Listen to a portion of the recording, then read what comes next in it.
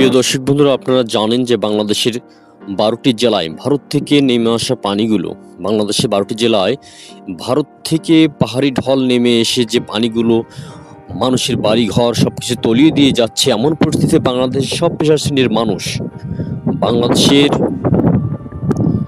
সমস্ত পেশা শ্রেণীর মানুষ এখানে সহায়তা করছেন। ঠিক সেই সময় বাংলাদেশের তারকা শ্রেণীর ক্যাটাগরির লোকেরাও এখানে এসে সহযোগিতা করছেন।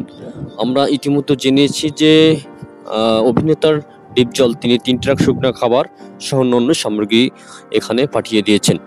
তো শাকিব খান, থাম্বনেলে দেখতে পাচ্ছেন যে শাকিব খান বন্যার্তদের মাঝে দান করেছেন। তিনি কি দান করেছেন?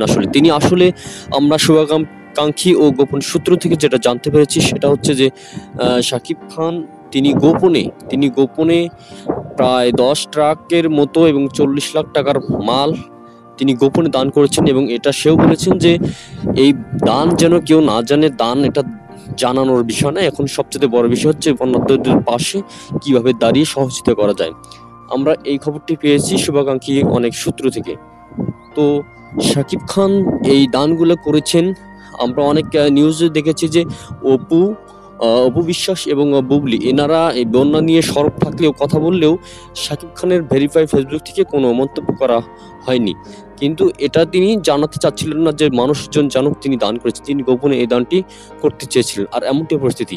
প্রিয় বন্ধুরা, এই ছোট্ট সংবাদটি যদি ভালো লাগে অবশ্যই আমার চ্যানেলটি সাবস্ক্রাইব, লাইক, শেয়ার করে আরও উৎসাহ দিন।